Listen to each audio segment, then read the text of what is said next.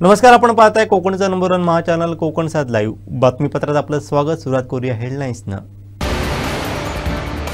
तो शासन निर्णय फाडला, ठाकरे सेनेचं आंदोलन। गोव्यातील सिंधुपुत्रांची नोकरी धोक्यात आणि तबलापेटीवरून प्रवीण भोसलेंचा केसरकरांना टोला। आता पाहूया सविस्तर बातम्या।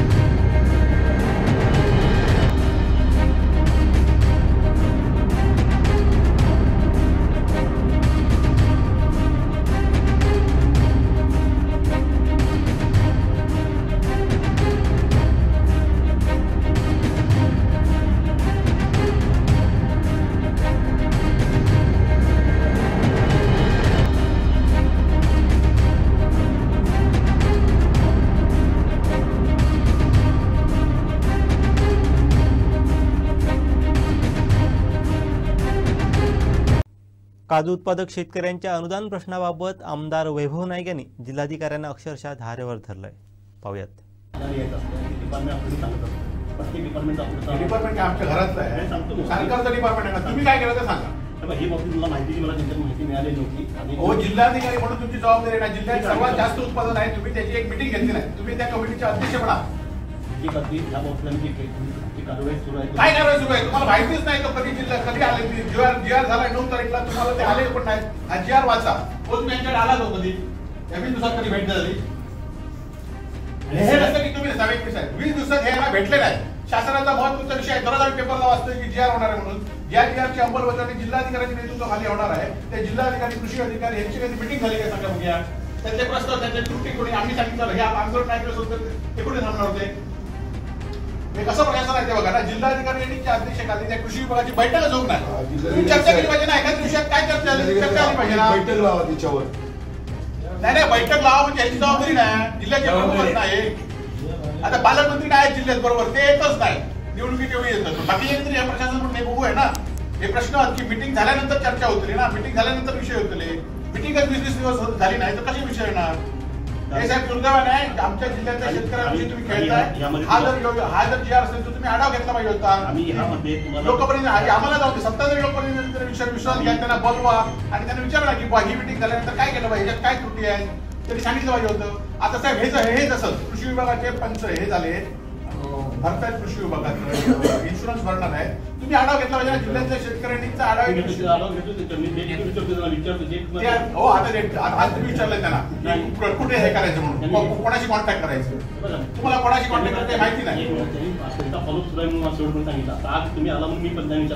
हो, माझं तेच म्हणणं आहे, जिल्ह्यातल्या दोन विभागाशी तुम्ही बोललं पाहिजे ना, कृषी विभागाशी बोललं पाहिजे। काय झालं शेतकऱ्यांचं आहे।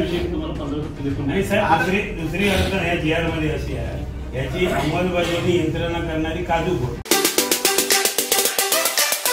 हे कसं प्रशासन आहे ते बघा ना। जिल्हाधिकारी यांनी अध्यक्षतेखाली त्या कृषी विभागाची बैठकच होत नाही। तुम्ही चर्चा केली पाहिजे ना। एखाद्या विषयात काय चर्चा झाली, चर्चा झाली पाहिजे ना। बैठक लावा त्याच्यावर। नाही बैठक लावा म्हणजे याची जबाबदारी नाही, जिल्ह्याची प्रमुख नाही। आता पालकमंत्री नाही जिल्ह्यात, बरोबर, ते येतच नाही निवडणुकीच्या वेळी येतात। बाकी तरी हे प्रशासन म्हणून हे बघू आहे ना। आता पालकमंत्री नाही जिल्ह्यात, बरोबर, ते येतच नाही निवडणुकीच्या वेळी येतात। बाकी तरी हे प्रशासन म्हणून हे बघू आहे ना। आता पालकमंत्री नाही जिल्ह्यात, बरोबर, ते येतच नाही निवडणुकीच्या वेळी येतात। बाकी तरी हे प्रशासन म्हणून हे बघू आहे ना। हे प्रश्न की मीटिंग झाल्यानंतर चर्चा होतली ना, मीटिंग झाल्यानंतर विषय होतले। मीटिंगच 20 दिवस झाली नाही तर कशी विषय येणार।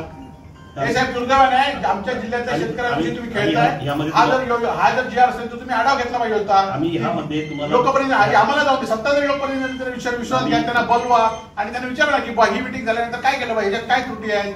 तिलारी खोऱ्यात मोठ्या प्रमाणात वावर असणारे हत्ती आता थेट कळणे गावात जाऊन पोहोचले आहेत.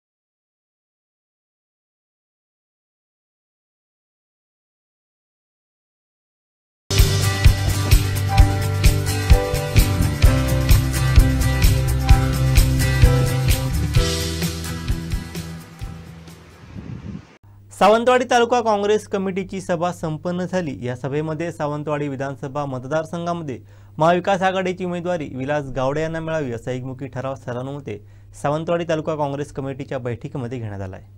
तसंच नवीन मतदार नाव नोंदणीबाबत आढावा, सरकार विरोधात मागील 3 महिन्यात होणाऱ्या आंदोलनाबाबत आढावा व नियोजन, सोशल इंजिनिअरिंग बूथ कमिटी व बीएलएवर पक्ष बांधणी संदर्भात आढावा घेण्यात आला. यावेळी सावंतवाडी तालुका काँग्रेस कमिटीच्या अध्यक्षपदी इंसुलीतील शिवासोमा गावडे तर तांबोळी पंचायत समिती मतदारसंघाच्या अध्यक्षपदी भाऊसाहेब विश्वासराव देसाई यांची नियुक्ती करण्यात आली.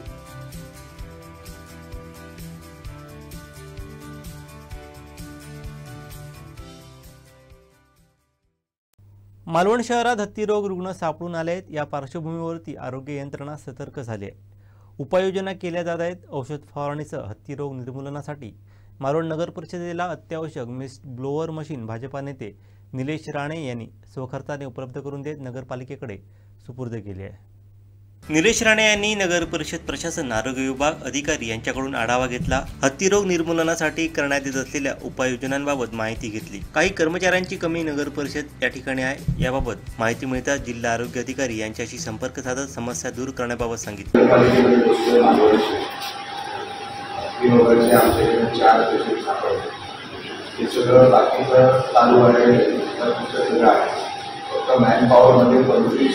किमान 25 आम्हाला मॅनपॉवरमध्ये होते. त्यांनी पत्रव्यवहारही आपल्याबरोबर केलेलं आहे. बोला मला ही मॅनपॉवर काही करून आणि मला कळलं. तसंच आवश्यक ते सहकार्य करू असं निलेश राणे यांनी आश्वस्त केलं. मालवण नगर परिषद हद्दीत छोट्या मशीन सहाय्यानं औषध फवारणी करताना वेळ व श्रम जादा होत असतात. या नव्या मशीनमुळे जास्त लांब अंतर व फवारणी करणं शक्य होणार आहे असं सांगत नगर परिषद अधिकारी यांनी आभार मानले.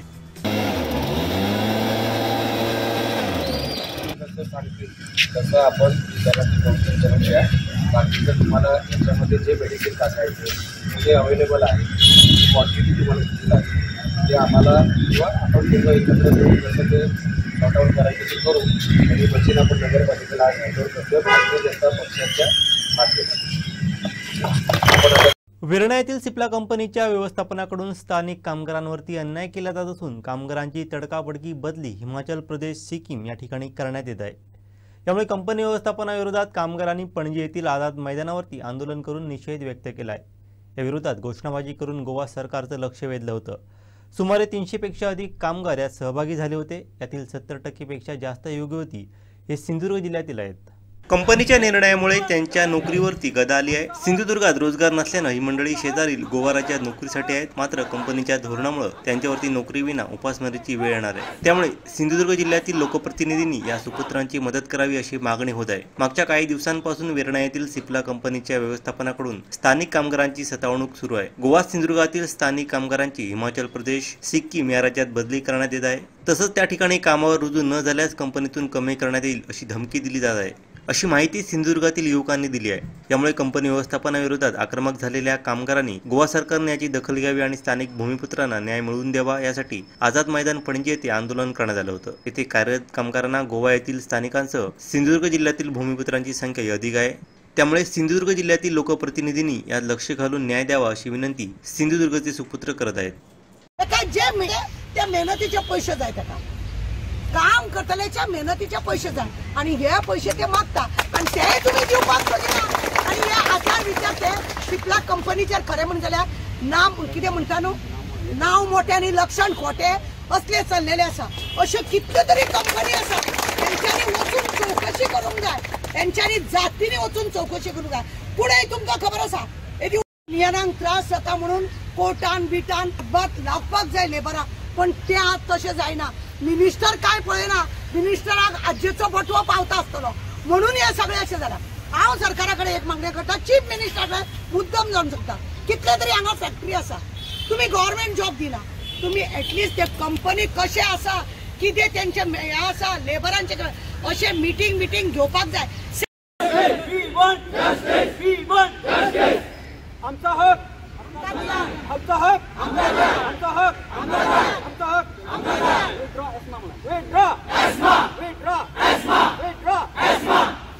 सिप्ला कंपनीचे सगळे वर्कर असतात आणि कंपनीन बरेचशे हॅरेसमेंट जाते. सो आम्ही कंपनीचे जे हॅरेसमेंटचे निषेध म्हणून आम्ही कंपनी भितर ट्रेड युनियन फाउंड केलेले. बट कंपनीक आमचे हे डिसिजन मान्य ना.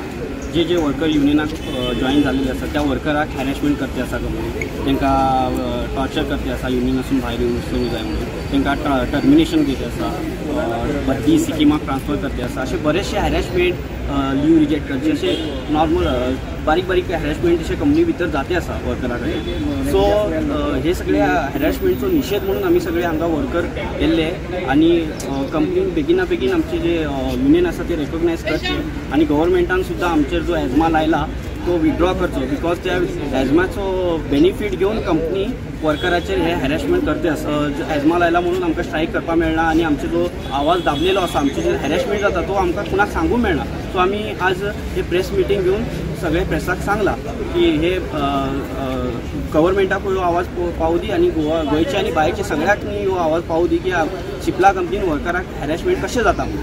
तेंच्यांनी 30 वर्कराक धमकी दिवन तांकां बॉन्डाचेर हेजेर सायन करून घेवन तांकां फाटल्यान घेतली आसा युनियनासून आणि अशें हे युनियन ब्रेक करून तेंची स्ट्रॅटजी चालू केलेली आसा. वर्कराक धमकी दितात, तू जर युनियनात रावता तर तुका बदली स्किमाक ट्रान्सफर करता, फ्रॉड केसीत पासून तुका टर्मिनेशन करता, अशी सगळी धमकी. HR जो शांतनू HR आसा तो HR ऑफिसान व्हरून सुद्धा वर्कराक टॉर्चर करता आणि तांकां धमकी दिता आसा. आणि हे आमचे 2 वर्सांसून हे सगळे चालते आसा आणि आमी बरेचशे टायमान न्यूज चॅनलार येयल्ले सुद्धा आणि हे आवाज उठयला. बट आज आमी हे हॅरेसमेंट एक स्टॉप जायना, ताका लागून आमी तारा मॅडम कडेन येवन आमी तेंचे कडल्यान रिक्वेस्ट केली की तुमी आमकां मातशें सपोर्ट करचें म्हणून.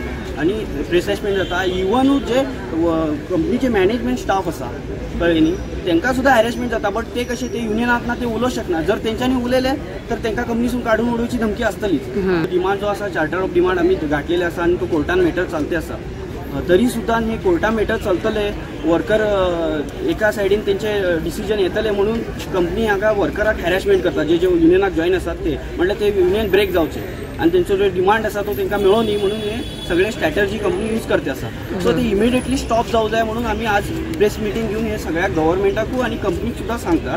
आणि सिप्ला केअरिंग फॉर लायफ म्हणता जी टॅग लावून भोंवता न्ही कंपनी केअरिंग फॉर लायफ, तो तुम्ही जर वर्कराची खरेच म्हणले तर कुणाची बी लाईफची केअर करता तर तुमच्या पहिल्या वर्कराची तुम्ही केअर करा न्ही. त्या वर्कराची केअर करा, तांकां कितें प्रॉब्लेम आसा ते पहिले डिस्कस करा. तुम्ही केअरिंग फॉर लायफ म्हणून टॅग लावून भोंवता, बट तुमचे वर्करच रोडार येयल्यात, तुमच्या वर्कराक तुम्ही टर्मिनेशन करता, ट्रान्सफर करता, तांकां प्रॉब्लेम आसा ते तुम्ही डिस्कस करना, तर मग केअरिंग फॉर लायफ कित्याक लावून तुम्ही केअरिंग फॉर लायफ म्हणता, कुणाची केअर करता तुम्ही, हे एक क्वेश्चन मार्क आसा. आणि हांव वर्कर म्हणून कंपनीच्या हायर मॅनेजमेंटा कडेन विचारू इच्छिता. गोव्यात पावसाळी अधिवेशन सुरू असून या अधिवेशनात कर्मचाऱ्यांची बदली दूरच्या राज्यात केली जात असल्याबाबतचा मुद्दा आमदार विजय सरदेसाई यांनी उपस्थित करून सरकारचं लक्ष वेधलं होतं. कर्मचाऱ्यांना पूर्वकल्पना न देता अशा प्रकारे परराज्यात बदली केली जात असल्याचे प्रकार कंपनी करत असून मुख्यमंत्री डॉक्टर प्रमोद सावंत यांनी कंपनी व्यवस्थापनाला समज द्यावी अशी मागणी त्यांनी यावेळी केली.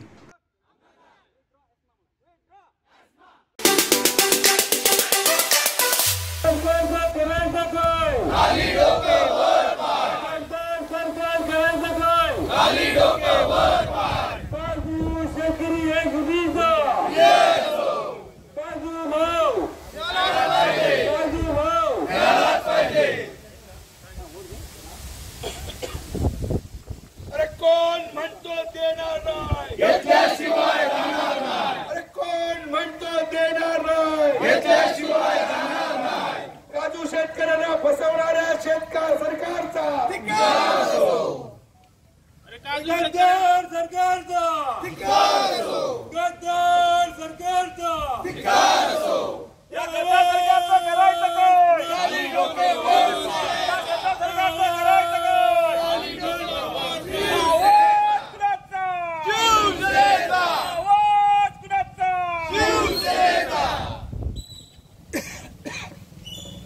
काजूला हमी भाव मिळालाच पाहिजे, काजूला हमी भाव मिळालाच पाहिजे, काजूला हमी भाव मिळालाच पाहिजे, काजूला हमी भाव मिळालाच पाहिजे. काजू होणाऱ्या सरकारचा काजू शेतकऱ्यांना फसवणाऱ्या सरकारचा शिवसेना जिंदाबाद, शिवसेना जिंदाबाद. रद्द करा, रद्द करा जाचकाठी, रद्द करा, रद्द करा, रद्द करा जाचकाठी, रद्द करा. म्हणजे शासनाने मान्य होती त्याच्यामध्ये 10 रुपये अनुदान देणार आहे, पण त्याचं जीएसटीचं बिल आता जीएसटीचा दर महिन्याचं जूनचं असेल तर जुलैमध्ये परताव्यासाठी केलं जातं. आता हे तुम्ही जुलैमध्ये GR काढताय, म्हणजे जीएसटीची बिलं शेतकऱ्यांकडे नाही. हे शासनाला कळवणं आवश्यक आहे. जीएसटीची बिलं मिळणार नाही.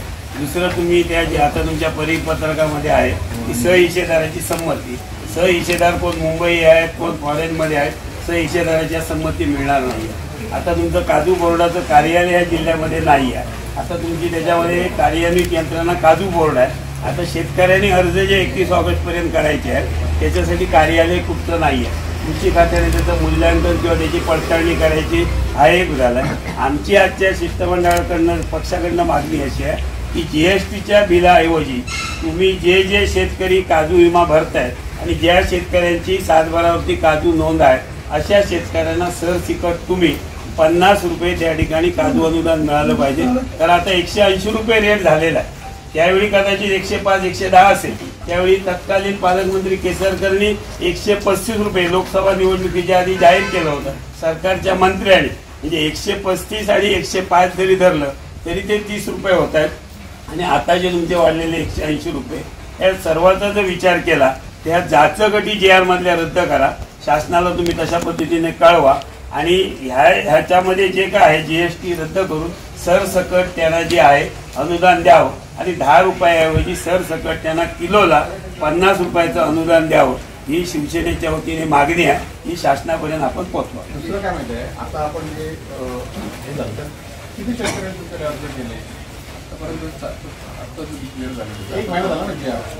GR झाला, त्याचा अर्ज तयार करणं काजूवर पण फॉर्मेशन तयार करणं काय पण देणार नसेल तर सांगितलं कशाला लोकांना पैसे देतो म्हणून अनुदान देतो म्हणून सांगितलं कशाला दुसरं काय ऐकत नव्हे जी आर काढलं तुम्ही आणि लोकांना अनुदान देतो सांगितलं 6 महिने किती हा 9 जुलै 2024 साहेब 9 जुलै 2024 चा जी आर आहे की जिल्ह्यामध्ये 1.81 टन बरोबर ना 1.81 लाख टन हे आपलं उत्पादन या ठिकाणी होतं आणि आपल्या सर्वात जास्त आपल्याकडे बरोबर आता तुमच्यामध्ये किती आपले नुकसान किती उत्पादन आहे तुमच्यामध्ये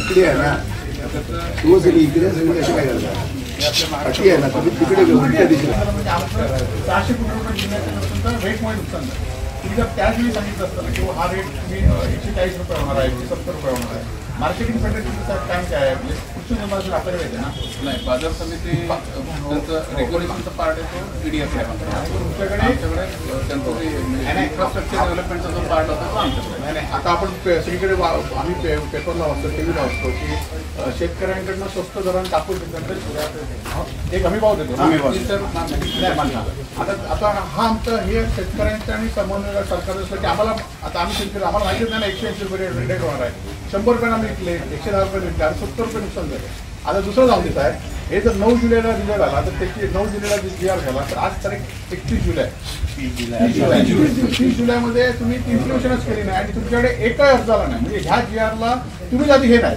त्यामुळे या जी आर हा शिवसेनेच्या वतीने ह्या जी आरच्या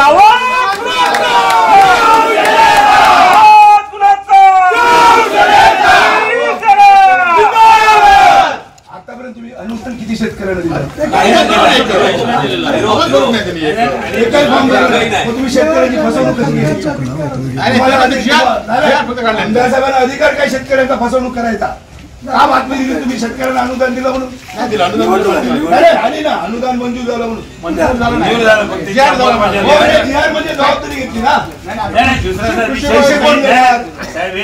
शेतकऱ्यांची फसवणूक आहे 200 कलमांपर्यंत तुम्ही देणार आहात प्रत्येक शेतकऱ्याच्या 2 टनापर्यंत 2 टनापर्यंत म्हणजे 1 हेक्टरला 2 टनापेक्षा जास्त उत्पन्न मिळते म्हणजे साधारण तुम्ही एका कलमाला साधारण तुम्ही 5 किलो 10 किलो पकडला तर तुमचे 2000 किलो एका हेक्टरलाच होत आहे तुमच्या GR प्रमाणे मग ज्या शेतकऱ्यांची 2 हेक्टर 3 हेक्टर लागवड आहे MREGS प्रमाणे 5 एकर पर्यंत तुम्ही अनुदान देता MREGS त्या MREGSच्या शेतकऱ्यांचं काय होणार आहे पुढच्या काळात हे सगळे हे तुम्ही शासनाकडे मांडा हे विषय आम्ही पत्रव्यवहार करतो परंतु शासनाने म्हणजे आमच्या सगळ्यांच्या वतीने आमचे मान्य आहे की शासनाने फसवणूक केलेली आहे आता साहेब कृषी विभागातर्फे गेल्या वर्षी इन्शुरन्सचे आता शेतकरी इन्शुरन्सचा नियम साहेब सांगा आधी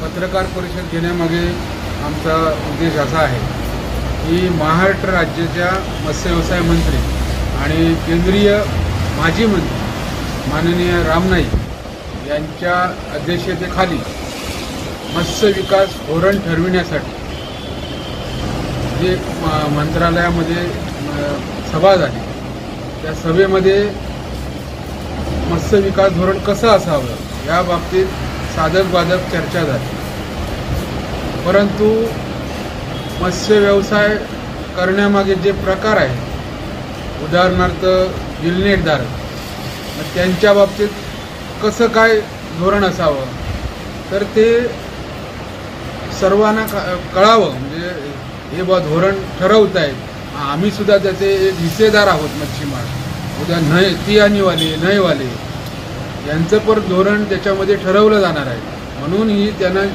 जागृती करण्यासाठी त्या मच्छीमारांना ही पत्रकार आम्ही पत्रकार घेत आहोत आता गिलनेटधारक जसे आहेत या जिल्ह्यामध्ये तसे फिशिंगवाले म्हणजे ट्रॉलरवाले सुद्धा आहेत त्यांचंही धोरण यामध्ये ठरणार आहे तेव्हा त्यांनीसुद्धा आपली भूमिका त्यांचे जे प्रतिनिधी असतील ट्रॉलर मालक संघटना वगैरे तर त्यांनीसुद्धा या मत्स्य विकास धोरणावर त्यांनी पण हे माहिती दिली पाहिजे सरकारला कळवलं पाहिजे आता त्यानंतर मिनी पर्शियन आहेत या जिल्ह्यामध्ये ते मिनी पर्शियनवाल्यांनी आपलं सुद्धा धोरण किंवा त्यांना परवानगी मिळत नाही आहे ती परवानगीसुद्धा लायसन्सची परवानगी मिळत नाही ती सुद्धा त्यांची त्या बाबतीत त्यांनी मागणी करावी पर्शियनवाले आहेत त्यांची सुद्धा लायसन्स रिन्युअल केलं जात नाही किंवा त्यांना परवानगी आज मिळत नाही आहे असे हे तसे बुक फिशिंग आहे, असे जे फिशिंगचे जे प्रकार आहेत ह्या सगळ्या लोकांना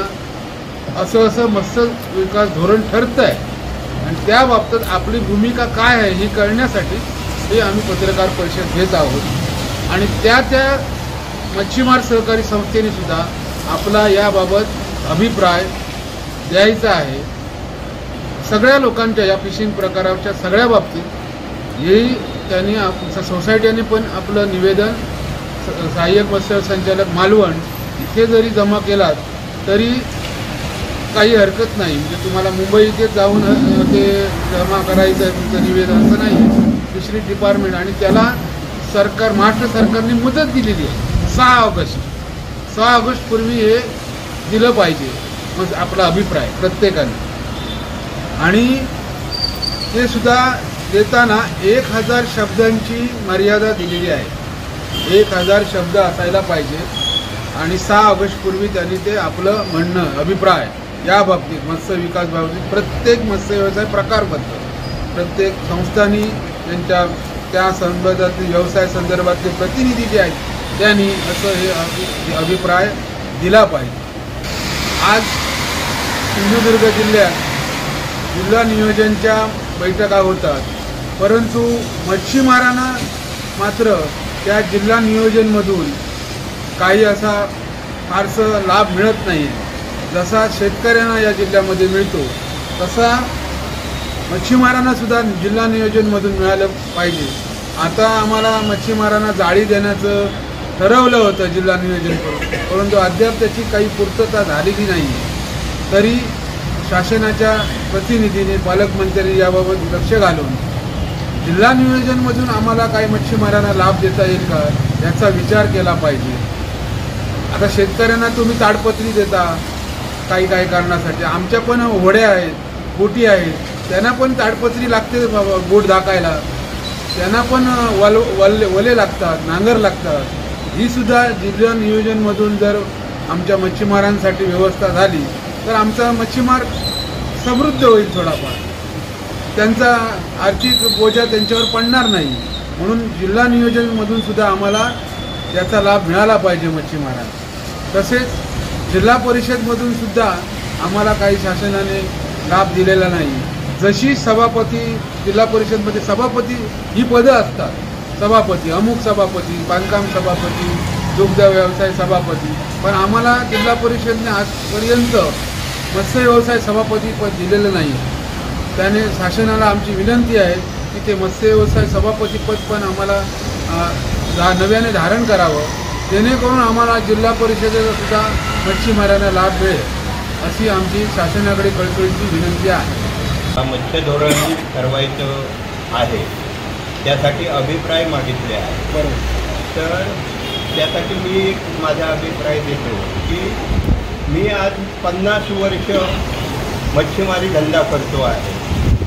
मी 12 नॉटिकलच्या आतही धंदा केला आणि 12 नॉटिकल मैलच्या बाहेरही झेडपर्यंतही ट्रॉलिंग, गिरनेट, हुक फिशिंग याने धंदा केला. पण 12 नॉटिकलच्या बाहेर मला कधीही प्रॉफिटमध्ये धंदा झाला नाही. कधीही माझा प्रॉफिटमध्ये धंदा झाला. 12 नॉटिकलच्या बाहेर एवढी मत्स्य संपत्ती आहे पण ती आम्हाला काढताच येत नाही. तर माझं असं म्हणणं आहे, माझा असा अभिप्राय आहे या 12 नॉटिकलच्या बाहेर खोल समुद्रात झेडपर्यंत फक्त LED लाईटनेच प्रॉफिटमध्ये मच्छीमारी केली जाऊ शकते. त्यामुळे महाराष्ट्र सरकारने आपलं धोरण ठरवताना LED लाईटवर बंधन न घालता त्याला मुक्तपणे करू द्यावी.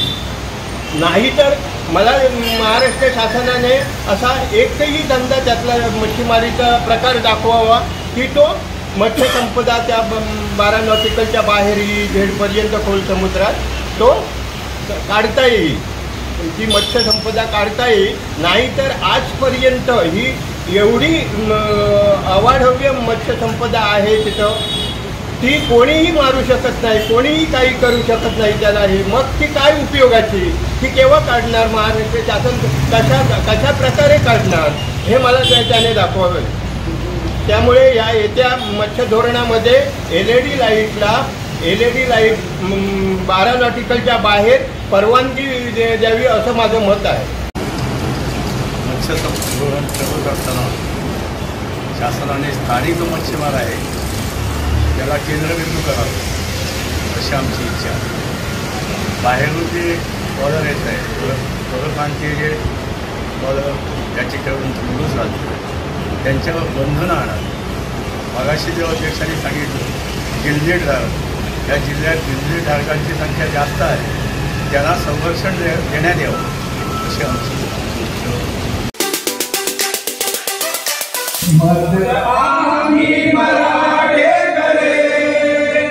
दुश्मनाला भले का परे देश रक्षावया धर्म दावया देश रक्षावया धर्म दावया कोण तुंदाच मागे चले मर्द आम्ही मराठे करे दुश्मनाला भले का परे वादळा परी आम्ही पुढे चालतो जय शिवाजी गर्जुनी रणात झुंजतो मराठा कधी न संकटातुनी हटे मारुनी जहाज एक मराठा कटे सिंध ओलांडुनी धावती संगिनी सिंध ओलांडुनी धावती संगिनी पाय आता न मागे चले मर्द आम्ही मराठे खरे दुश्मनाला भले का परे वा पुढे अमाननाची बाजी सांगती वीर हो उठा कडाडताच नौपती वीर घोष दुमदुमे पुन्हा दिगंतरी पूर्वजा परी आम्ही अजिंक्य सागरी देऊ शत्रुवरी देपवागा परी देऊ शत्रुवरी देपवागा परी मृत्यू आम्हा पुढे घाबरे मर्द आम्ही मराठे करे दुश्मनाला भले का परे भारत आम्ही तुलाच देव मानतो हात महाराष्ट्र धर्म एक जाणतो भारत आम्ही तुलाच देव मानतो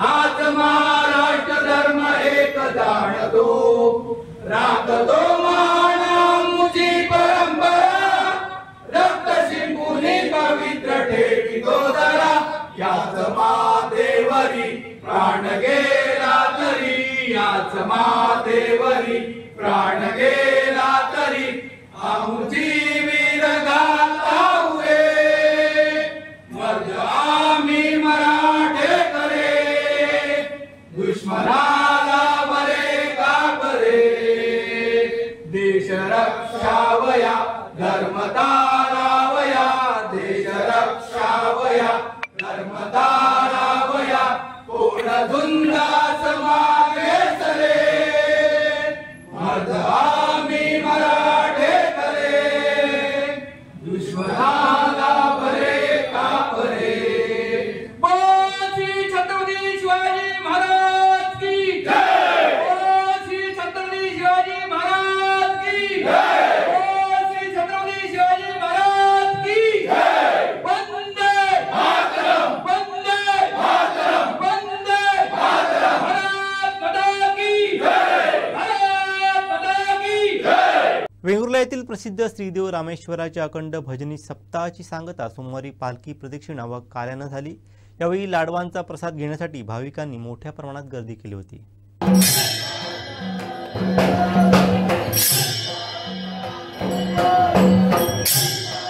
सोमवार दिनांक 22 जुलैपासून वेंगुर्ला येथील ग्रामदैवत श्रीदेव रामेश्वराच्या अखंड भजनी सप्ताहाला सुरुवात झाली होती. सप्ताह कालावधीत मंदिरात अष्टप्रहर भजनांबरोबरच निमंत्रितांची संगीत व वारकरी भजने संपन्न झाली. रामेश्वर मंदिरात शंकराचा हंस अवतार तर राम मंदिरात वराह यावर देखावे साकारण्यात आले. स्थानिक कलाकारांनी उत्कृष्ट रांगोळ्याही साकारल्या. यात शालेय मुलांचा सहभाग विशेष होता. रविवारी रात्री दाबोली नाका ते रामेश्वर मंदिरापर्यंत ज्ञानोबा तुकारामच्या जयघोषात दिंडी कार्यक्रम संपन्न झाला.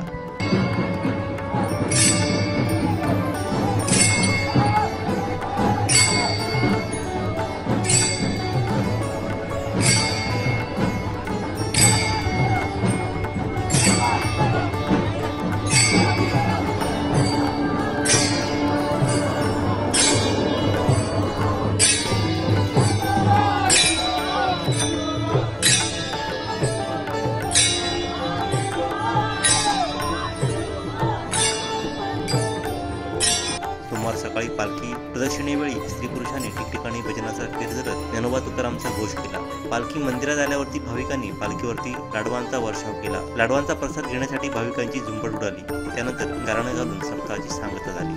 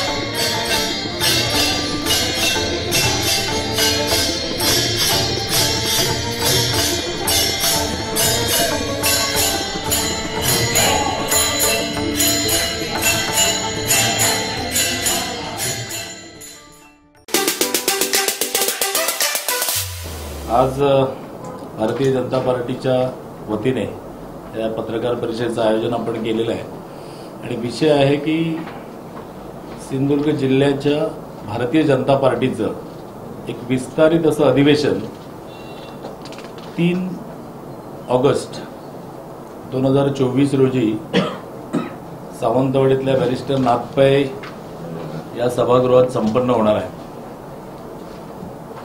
या अधिवेशनासंदर्भात या अधिवेशनात नक्की कोण अपेक्षित आहेत, अधिवेशनामध्ये काय विषय असतील, अशा पद्धतीची ही पत्रकार परिषद आहे।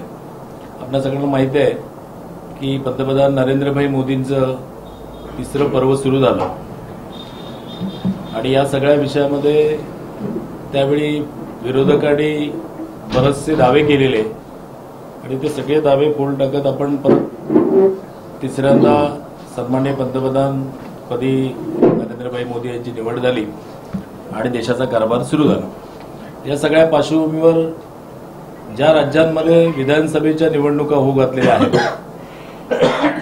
या सगळ्या निवडणुकांची तयारी सुरुवात झाली आणि ज्या राज्याकडून फार मोठ्या अपेक्षा आहेत ते आपलं महाराष्ट्र राज्य आणि महाराष्ट्र राज्याच्या लोकसभा निवडणुकीमध्ये अपेक्षेपेक्षा थोडं कमी यश मिळालं तर त्या सगळ्या थोडं जे काही कमी यश मिळालं त्या सगळ्याची भरपाई विधानसभेच्या निकालाने किंवा विधानसभा निवडणुकीच्या निमित्ताने भरून काढण्याचा मनोदय आमच्या पार्टीचे सगळे ज्येष्ठ नेते आणि सगळ्या कार्यकर्त्यांनी त्याची तयारी केलेली आहे। तर या पार्श्वभूमीवर गेल्या रविवारी म्हणजे 21 जुलैला पुणे येथे महाराष्ट्र प्रदेशचे एक विस्तारित कार्यकारिणी म्हणजे ज्याला आम्ही भारतीय जनता पार्टीच्या संज्ञेमध्ये अधिवेशन म्हणतो तर ते अधिवेशन संपन्न झालं आणि या अधिवेशनाला देशाचे गृहमंत्री सन्माननीय अमितजी शहा उपस्थित होते। त्यांनी मार्गदर्शन केलं। आपले प्रभारी सुद्धा भूपेंद्र यादव आणि अश्विनी वैष्णव ही मंडळी उपस्थित होती। सन्माननीय देवेंद्रजी फडणवीस, बावनकुळे साहेब आणि सगळीच पूर्ण नेते मंडळी त्या ठिकाणी उपस्थित होती. महाराष्ट्रातून साधारणतः एक 9,000 कार्यकर्ते त्या संमेलनामध्ये, त्या अधिवेशनामध्ये सम्मिलित झाले होते आणि त्या अधिवेशनामध्ये पुढच्या निवडणुकीची व्यूहरचना कशी असेल असा एक कार्यकर्त्यांमध्ये जोश आणि उत्साह त्या अधिवेशनाच्या निमित्त आला. आणि मग प्रत्येक जिल्ह्यामध्ये अशा पद्धतीचं अधिवेशन भरवावं, प्रत्येक मंडळामध्ये अशा प्रकारचं अधिवेशन भरवावं. जनरली आपली कार्यकारिणी जे कोण पदाधिकारी असतात ते संमेलित होतात, पण या सगळ्या अधिवेशनामध्ये भारतीय जनता पार्टीचे जे घटक आहेत, जे मोर्चा आहेत, प्रकोष्ठ आहेत, आमची सहकार चळवळ आहे, या सगळ्या लोकांना संमेलित करावं आणि मार्गदर्शन करावं अशा पद्धतीची त्या अधिवेशनाची संकल्पना आहे. खरं तर संपूर्ण कोकण आणि आपला जिल्हा यामध्ये आपल्याला भरघोस यश मिळालं. राणेसाहेब असतील, सन्माननीय पालकमंत्री असतील, या दोघांच्या नेतृत्वाखाली इथल्या सगळ्याच आमच्या नेत्यांनी चांगल्या पद्धतीने काम केलं. संपूर्ण कोकणामध्ये आपल्याला खूप चांगलं यश मिळालं. त्यामुळे कार्यकर्त्यांमध्ये उत्साह आहे, ऊर्जा आहे. इतर महाराष्ट्रासारखी स्थिती इथे नाही, पण हाच उत्साह, हीच ऊर्जा विधानसभा निवडणुकीच्या पार्श्वभूमीवर मोठ्या मताधिक्यामध्ये परावर्तित करण्यासाठी अशा प्रकारचं अधिवेशन संपन्न होणार आहे. या अधिवेशनामध्ये 1,000 पेक्षा जास्त कार्यकर्ते, पदाधिकारी आणि कार्यकर्ते सम्मिलित होतील. आमच्या जिल्ह्याची पूर्ण जिल्हा कार्यकारिणी, तालुक्याच्या कार्यकारिणी, प्रदेशाचे आमचे पदाधिकारी, मग आमचे 7 मोर्चा आहेत. महिला मोर्चा आहे, युवा मोर्चा आहे, किसान मोर्चा आहे, असे सगळे SC मोर्चा आहे. अशा सगळ्या मोर्चाची पदाधिकारी मंडळी, आमची प्रकोष्ठ आहेत, जे 18 प्रकोष्ठ ज्याला आपण सेल म्हणतो, तर त्याची एक रचना आमची पूर्ण झालेली आहे. तर ती सगळी मंडळी या सगळ्या अधिवेशनामध्ये संमेलित होतील आणि पूर्ण जोशपूर्ण असं संपूर्ण या शहरामध्ये एक चांगल्या पद्धतीचं वातावरण निर्माण करणार असं अधिवेशन असेल. या अधिवेशनाला प्रदेशातून कोणतरी एक मोठा नेता तर उपस्थित राहीलच, पण सन्माननीय राणेसाहेब, या लोकसभेचे खासदार, सन्माननीय पालकमंत्री, प्रदेशाचे सरचिटणीस विक्रांत पाटील, आमदार निरंजन डावखरे, आमदार ज्ञानेश्वर म्हात्रे आणि बाकी जिल्ह्यातली सगळीच मंडळी, नितेशजी राणेसाहेब आहेत, निलेशजी राणेसाहेब आहेत, राजन तेली साहेब आहेत, आमचे अतुलजी काळसेकर आहेत, प्रमोद जठार आहेत, ही सगळी मंडळी उपस्थित राहणार आहेत. या अधिवेशनामध्ये विविध विषयाचे अभिनंदनाचे ठराव संपन्न होतील. त्याचप्रमाणे जिल्ह्यात गेल्या 5 वर्षामध्ये जे काही काम झालेलं आहे त्या सगळ्या कामाची एक चर्चा होईल. अनेक चांगले उपक्रम राबवलेले आहेत भारतीय जनता पार्टीच्या माध्यमातून, त्या सगळ्याची एक चर्चा त्या ठिकाणी होईल. वरिष्ठ नेते मार्गदर्शन करतील आणि या सगळ्यामध्ये एक दुसरा जो विषय आहे तो सन्माननीय राणेसाहेबांचा एक नागरिक सत्कार भारतीय जनता पार्टीच्या पदाधिकाऱ्यांच्या वतीने त्या ठिकाणी संपन्न होईल. त्याचप्रमाणे रवींद्र चव्हाण साहेब ज्यांनी या पूर्ण कोकणचं नेतृत्व केलं आणि एक भिवंडीचा अपवाद वगळता सगळेच खासदार या विभागाचे निवडून आले. विधान परिषदेमध्ये सुद्धा एक चांगलं यश त्यांनी मिळवून दिलं, त्यामुळे त्यांचा सुद्धा सत्कार या निमित्ताने संपन्न होईल. या सगळ्या संमेलनामध्ये मगाशी म्हटलं तसं जिल्ह्यामध्ये आमचं सहकाराचं जाळं मोठं आहे. जिल्हा बँक आमच्याकडे आहे, खरेदी विक्री संघ आहेत, मला वाटतं 80% दरम्यान सोसायटी आपल्याकडे आहेत. ह्या सगळ्यांचे पदाधिकारी या सगळ्या अधिवेशनामध्ये उपस्थित राहतील आणि एक या अधिवेशनाच्या निमित्ताने पूर्ण जिल्ह्यातील सगळ्या कार्यकर्त्यांच्यामध्ये एक चांगला उत्साह आणि पुढच्या निवडणुकीच्या अनुषंगाने जे काही मार्गदर्शन अपेक्षित आहे ते प्रदेशाकडनं देण्याचं काम त्या अधिवेशनामध्ये होईल. आपल्या सगळ्यांच्या माध्यमातून या अधिवेशनाचं थोडं प्रसिद्धी व्हावी या अनुषंगाने ही अधिवेशनपूर्व एक पत्रकार परिषद आपण या ठिकाणी घेतली. सगळेच आमचे मार्गदर्शक तेली साहेब, जिल्हा बँकेचे दळवी साहेब, आमचे सरचिटणीस महेश सारंग, सदू राजा आणि सगळीच मंडळी, आमचे सगळे मंडल अध्यक्ष उपस्थित आहेत जे या सगळ्या अधिवेशनाची तयारी करतात. आता मगाशी मी म्हटलं जिल्हा कार्यकारिणी, तालुका कार्यकारिणी, सहकारातली मंडळी, हे जिल्ह्याचंच अधिवेशन इकडे आहे, जिल्ह्याचं असं प्रत्येक जिल्ह्यामध्ये आमच्याकडे 70 जिल्हे आहेत संघटनात्मक. त्या 70 जिल्ह्यांमध्ये आणि 750 मंडळ आहेत आमच्याकडे. तर प्रत्येक मंडळामध्ये सुद्धा अपेक्षित आहे हे अधिवेशन झाल्यानंतर प्रत्येक मंडळाचं असं अधिवेशन होईल. आंबोली मंडळाचं वेगळं होईल, बांधा मंडळाचं. नाही, भाजपचं कसं आहे की कार्यकारिणी ती एका ठिकाणी घेतात. बावनकुळे साहेबांनी तेव्हा कणकवलीत घेतली. आता कालचा एक कार्यक्रम झाला, त्याचं नियोजन बैठक होती, कुडाळला घेतली. तर प्रत्येक भागातल्या कार्यकर्त्यांना त्याचं नियोजन करण्याची संधी मिळावी किंवा तिथल्या कार्यकर्त्यांना जास्त संख्येने उपस्थित राहून आम्ही फिरत असतो. असं म्हणजे कार्यकर्ते कोणतीही भूमिका मांडू शकतात. निर्णय त्याचा महायुतीतले किंवा आमचे वरिष्ठ पदाधिकारी घेतील. आणि 100% याचा अर्थ असा आहे की निवडणुकीपुरताच आम्ही हा शब्द वापरत नाही, तर संघटनदृष्ट्या 100% म्हणजे आपली संघटना परिपूर्ण असायला पाहिजे.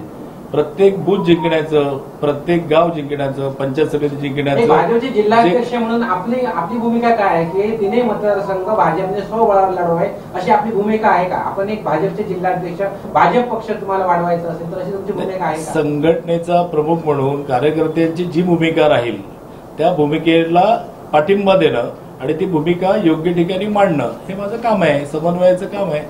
तशी मी भूमिका मांडेन कार्यकर्त्यांची. भाजप गेले काही महिने स्वबळाचा नारा देत होते, पण पुण्यातल्या अधिवेशनानंतर काय महायुतीतूनच लढायचं असं काही वरिष्ठांनी सांगितलं का तुम्हाला? त्यामुळे कोण असं दावाच करत नाहीये की बाबा तिन्ही मतदारसंघ भाजपलाच द्या वगैरे असं काही कोण सांगतच नाही. स्वबळावर लढण्याचा विषय नाही. लोकसभा सगळ्या आपण महायुतीमध्ये लढल्या, त्यामुळे स्वबळाचा विषय नाही. दुसरं विधान परिषदची निवडणूक आहे ती पण आपण सहकार्याला बरोबर घेऊन लढलो. त्यामुळे स्वबळाचा नारा होता आणि कधी बदलला असं काही झालेलं नाही.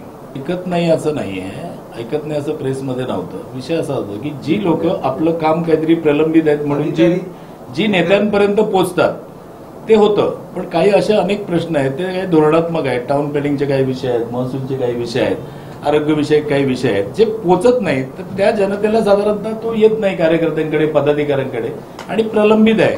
तर असे काही विषय जे आहेत ना, तर त्या सगळ्या विषयांना एक व्यासपीठ मिळून एक सिंगल विंडो कसं आपलं असतं तशा पद्धतीने त्याच ठिकाणी त्याचा निपटारा होईल. आणि असं काही नाहीये, आपलं सरकार असलं तरी सुद्धा आमदार आणि सगळी लोक कायम घेतात. आता हे आमदार घेत नसतील. हे जे अधिकारी एवढ्यासाठी येतील की सगळ्या लोकांना अपेक्षित जे काम आहे ते वेळेत होत नाही असं काही लोकांची तक्रार आहे. त्याच्यामुळे लोकांचं कामाचा निपटारा व्हावा. नाही, आणि काही ठिकाणी असं होतं, एकच मिनिट क्लिअर करतो. काही ठिकाणी असं होतं, एखादं प्रकरण आहे तर हा अधिकारी त्याचं नाव सांगतो, तो अधिकारी तिकडे प्रलंबित सांगतो, तर समोरासमोर त्याचं एक सोडवणूक होऊन जाईल की बाबा का होत नाहीये, मग आमचा असा नियम झाला.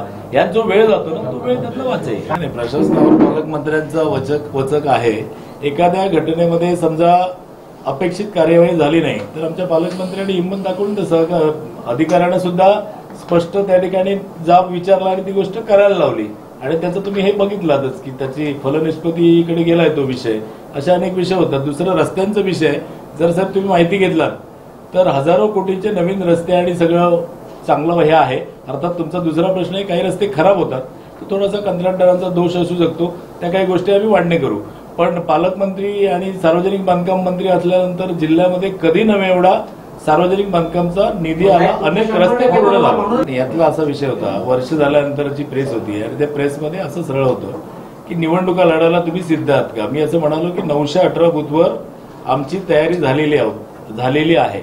मग निवडणुका महायुतीत होतील की कशात होतील? महायुतीत झाल्या तर महायुतीत, मग 16 झाल्या तर लढणार ना, मग असा तो विषय होता. त्यामुळे तो पत्रकारांच्या ह्याच्यातून लिहिण्यात ना, पत्रकारांनी काय चुकीचं लिहिलं असं नाही, काय प्रत्येकाने अर्थ वेगवेगळा काढला. म्हणजे तुम्ही स्वबळाचा नारा दिला नाही, महायुतीतून चालत राहतो असं. लोकसभेला पण आम्ही सांगितलं पूर परिस्थितीबाबत पालकमंत्री पूर्ण सख्य होते. ओरोसला आणि इकडे सगळं जो पूर झाला त्या पुराच्या इथे ते पूर्ण म्हणजे जरी तुम्हाला काय इथे येऊन फोटो काढला नाही तरी आम्ही त्यांचे कार्यकर्ते म्हणून सगळेजण ऑनफिल्ड होतो. 6 अनुदान जे 5-5 हजाराचं मिळतं ते त्या आठवड्यापर्यंत मिळालं. त्यानंतर सगळ्यांचे प्रस्ताव घेतले, शेतीचे प्रस्ताव घेतले आणि ते तातडीने वरती पाठवले. 108 काहीतरी प्रस्ताव होते, त्याचं हे पण आहे. त्यामुळे असं काही नाहीये. आपल्या जिल्ह्यात रोजगार नसल्यामुळे आमची मुलं गोव्यामध्ये जातात आणि गोव्यातल्या शिपला कंपनीकडनं स्थानिक गोव्यातल्या लोकांचं आपल्याही जिल्ह्यातले अनेक जे युवक आहेत 70% युवक आहेत त्यांना आसाममध्ये ट्रान्सफर त्यांची केलेली आहे. त्याच्यामुळे हिमाचल प्रदेशमध्ये आणि त्याच्यामुळे त्या सगळ्या आपल्या मुलांवर आज बेरोजगारीचं संकट आलेलं आहे. गोव्याच्या पावसाळी अधिवेशनात मुख्यमंत्र्यांचं लक्ष घेतलं, आमदारांनी वेधलेलं आहे. ह्या मुलांसाठी तुम्ही भाजप म्हणून त्यांच्या पाठीशी राहणार आहात का किंवा काय करणार? 100% येते 2-4 दिवसाचं साहेब आपण प्रमोद सावंतांच्याशी बोलणं झालं सकाळी. साहेबांचं चालू आहे. त्यामुळे त्या मुलांच्या पाठीमागे 100% भारतीय जनता पक्ष राहणार. साहेब त्यांनी युनियन केलं म्हणून त्या लोकांना ट्रान्सफर करताय युनियन मोडीत काढण्यासाठी. त्यांचा तर इंटरनल प्रश्न काय माहित नाही, पण आणि अजून काय असेल तर अजून कोणाशी बोलू, पण सीएमसी तर बोलणं झालं. सर्व दृष्टीने अत्यंत महत्त्वपूर्ण अशा तऱ्हेची निवडणूक आहे.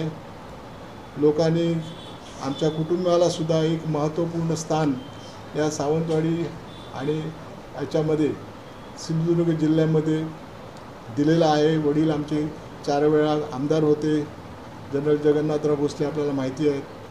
केंद्रामध्ये मंत्री होते. आझाद हिंद फौजेचे प्रमुख होते. देशाच्या स्वातंत्र्य लढ्यामध्ये प्रमुख भूमिका. अशा तऱ्हेने आम्ही एक नैतिक जबाबदारी, आम्हाला महत्त्वपूर्ण जबाबदारी कुटुंबाला मिळाली आहे आणि त्या अनुषंगाने आता तीच जबाबदारी घेऊन मी आपल्यासमोर आलेलो आहे. आणि म्हणून अशा तऱ्हेने मी पत्रकार परिषद आपल्यासमोर घेतो. आणि आपण ह्याच्यानंतरसुद्धा पुढच्या ह्याच्यामध्ये महाराष्ट्राच्या निवडणुका ज्या होत असतात त्यावेळेला आपल्याला माहिती आहे की आज सिंधुदुर्ग आणि आपल्या विशेष करून सावंतवाडी विधानसभा मतदारसंघामध्ये ज्या पद्धतीने लोकसभा झाली त्याच पद्धतीने कदाचित विधानसभा होईल, परंतु लोकांनी तशा तऱ्हेच्या निवडणुकीला, चुकीच्या निवडणुकीला प्रतिसाद देऊ नये म्हणून माझा हा प्रयत्न आहे. आता पहिलं मी आपल्याला एक सांगतो की आपल्या सावंतवाडी विधानसभा मतदारसंघामध्ये मी आज राष्ट्रवादी काँग्रेस पक्षामध्ये आहे आणि राष्ट्रवादी काँग्रेस पक्षाच्या जिल्हा आपल्या कार्यकारिणीने आणि जिल्हाध्यक्षाने आणि सगळ्यांनीच आम्ही ही सावंतवाडीची विधानसभेची जागा जी आहे ती राष्ट्रवादी काँग्रेस पक्षाला मिळावी अशा तऱ्हेची आमची मागणी आमच्या पक्षाकडे केलेली आहे. आता आमच्या पक्षाकडे जी मागणी आम्ही केलेली आहे ती परत इंडिया आघाडीमध्ये मंजूर झाली पाहिजे. कोणाला कुठला मतदारसंघामध्ये इंडिया आघाडीमध्ये काँग्रेस आहे, राष्ट्रवादी काँग्रेस आहे आणि शिवसेना आहे. उद्धवजींची शिवसेना आहे, तर ही जागा कोणाला मिळावी अशा तऱ्हेचा जो विचार आपला इंडिया आघाडीमध्ये होईल त्याच्यातून ही जागा कोणाला मिळते. तर ज्याला कोणाला ती जागा मिळेल, काँग्रेस असेल, राष्ट्रवादी असेल, शिवसेना असेल, तर ती इंडिया आघाडी म्हणून कोणाला तरी ती विधानसभेची उमेदवारी मिळणार आणि त्याच्या पाठीशी आम्ही सगळे पक्ष पूर्णपणे त्या उमेदवाराला मदत करणार. म्हणून आज आपल्याला या निवडणुकीमध्ये भाजप आहे, त्याचप्रमाणे आपल्या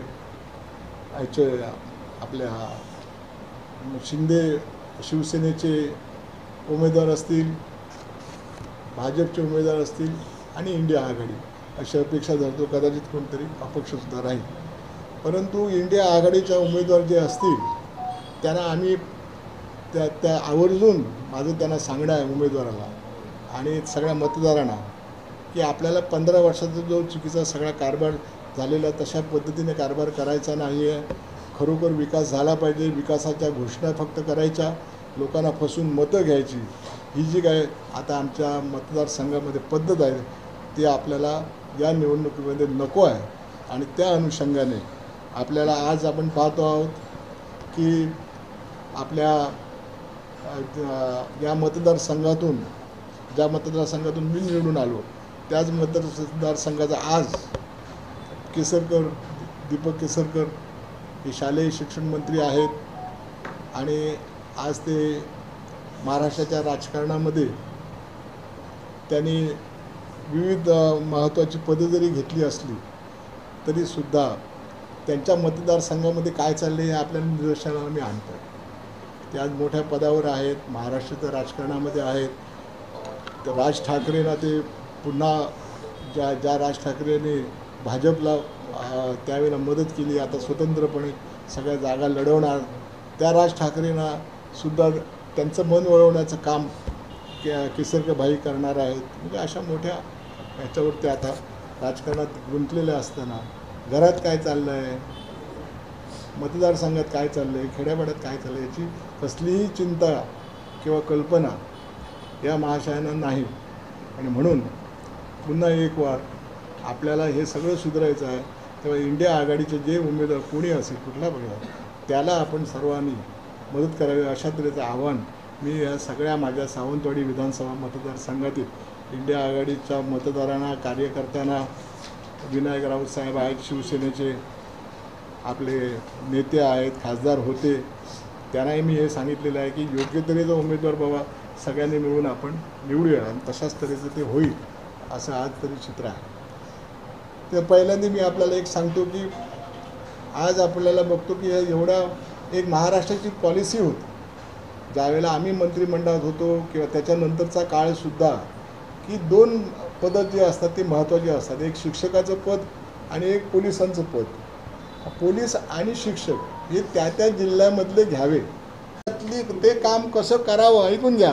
ते काम कसं करावं याला मला माहिती आहे. तू मंत्री म्हणून करू शकतो. मंत्री म्हणून सत्तेत काय जादू आहे सत्तेमध्ये काय ताकद आहे की तुझ्याकडे आहे. जे मला शरद पवार होते तसे तुला आता शिंदे मिळालेत.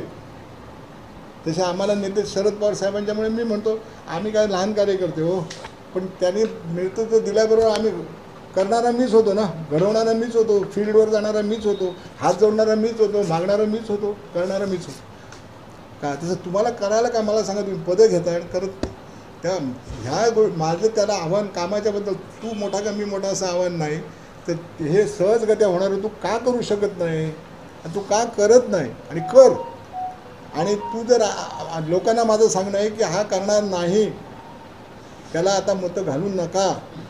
याला आता परिवर्तन करा आणि योग्य माणूस इंडिया आघाडीचा आता ते इंडिया आघाडीवर आहे कोणाला उमेदवारी द्यावी ते ठरवतील इंडिया आघाडी आणि त्याच्यातून आता पुढचा कार्यक्रम करावा अशा तऱ्हेचं आहे. आणि परत त्याने काढलं ते पेटी तबल्याचं एक काढला. आता पेटी तबला आता आणि तो सांगतो कसं काय मला वाईट कुठे वाटतं. पेटी तबला वाटून दे. वह्या पुस्तकं वाटतात पेटी तबला वाटतात वाटावं परंतु मी गणपती अरे गणपती मग गेल्या वर्षी गणपती नव्हता का चतुर्थी नव्हती. गेल्या वर्षी का नाही वाटली पेटी तबलं. त्याच्या अगोदरच्या वर्षी का नाही वाटली पेटी तबलं. आता निवडणूक आली की मला गणपती महाराज आठवलं. जी भक्ती करायची ती प्रामाणिकपणे करा ना. जे काय लोकांना द्यायचं ते खरं भक्तिभावाने द्या. निवडणूक मनात ठेवायची निवडणुकीचं मत मनात ठेवायचं आणि गणपतीचं नाव घ्यायचं हे मला मान्य नाही. आणि लोकांनी ते ओळखावं बाबा हा काय तबले आणि पेटी देतो आहे ते काय गणपती भक्त आणि गणपतीची काकडे आराधना करण्यासाठी देतो असं लोकांनी समजू नये आणि ते तुमच्यामार्फत सगळीकडे जावं. ती काही लहानशी बाब जरी कोणाला वाटत असली तरीसुद्धा महत्त्वपूर्ण बाब आहे या तऱ्हेने. नाही भाजपचं कसं आहे की कार्यकारिणी ती एका ठिकाणी घेतात. बावनकुळे साहेबांनी तेव्हा कणकवलीत घेतली. आता कालचा एक कार्यक्रम झाला त्याचं नियोजन बैठक होती कुडाळला घेतली. तर प्रत्येक भागातल्या कार्यकर्त्यांना त्याचं नियोजन करण्याची संधी मिळावी किंवा तिथल्या कार्यकर्त्यांना जास्त संख्येने उपस्थित राहून आम्ही फिरत असतो. असं आणि कार्यकर्ते कोणतीही भूमिका मांडू शकतात. निर्णय त्याचा महायुतीतले किंवा आमचे वरिष्ठ पदाधिकारी घेतील. आणि 100% याचा अर्थ असा आहे की निवडणुकीपुरताच आम्ही हा शब्द वापरत नाही तर संघटनदृष्ट्या 100% म्हणजे आपली संघटना परिपूर्ण असायला पाहिजे. प्रत्येक बूथ जिंकण्याचं प्रत्येक गाव जिंकण्याचं पंचायत समिती जिंकण्याचं. भाजपचे जिल्हाध्यक्ष म्हणून आपली भूमिका काय आहे की तिन्ही मतदारसंघ भाजपने स्वबळावर लढवावे अशी आपली भूमिका आहे का. आपण एक भाजपचे जिल्हाध्यक्ष भाजप पक्ष तुम्हाला वाढवायचा असेल तर अशी तुमची भूमिका आहे का. संघटनेचा प्रमुख म्हणून कार्यकर्त्यांची जी भूमिका राहील त्या भूमिकेला पाठिंबा देणं आणि ती भूमिका योग्य ठिकाणी मांडणं हे माझं काम आहे. समन्वयाचं काम आहे.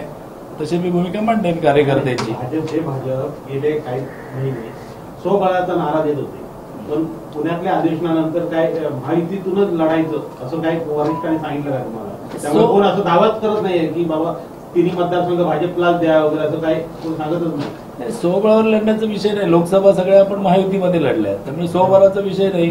दुसरं विधान परिषदची निवडणूक आहे ती पण आपण सहकार्यानं बरोबर घेऊन लढलो. त्यामुळे स्वबळाचा नारा होता आणि कधी बदलला असं काही झालेलं नाही. आणि यातला असा विषय होता वर्ष झाल्यानंतरची प्रेस होती आणि त्या प्रेसमध्ये असं सरळ होतं की निवडणुका लढायला तुम्ही सिद्ध आहात का. मी असं म्हणालो की 918 बूथवर आमची तयारी झालेली आहे. मग निवडणुका महायुतीत होतील की कशात होतील. महायुतीत झाल्या तर महायुतीत मग स्वबळावर झाल्या तर लढणार ना मग असा तो विषय होता. त्यामुळे तो पत्रकारांच्या ह्याच्यातून लिहिण्यात ना पत्रकारांनी काय चुकीचं लिहिल्याचं नाही काय प्रत्येकाने अर्थ वेगवेगळा काढला. म्हणजे तुम्ही स्वबळाचा नारा दिला नाही म्हणजे महायुतीतून चालत राहतो असं लोकसभेला पण आम्ही सांगितलं. शेवटी ठळक घडामोडी पुन्हा एकदा. तो शासन निर्णय फाडला, ठाकरे सेनेचं आंदोलन. गोव्यातील सिंधुपुत्रांची नोकरी धोक्यात. आणि तबलापेटीवरून प्रवीण भोसलेंचा विसरकरांना टोला. बातमीपत्रात वेळ झाली ते थांबण्याची. पाहत राहा बदलत्या कोकणचा बुलंद आवाज. कोकणचं नंबर 1 महाचॅनल कोकण साध लाईव्ह. धन्यवाद.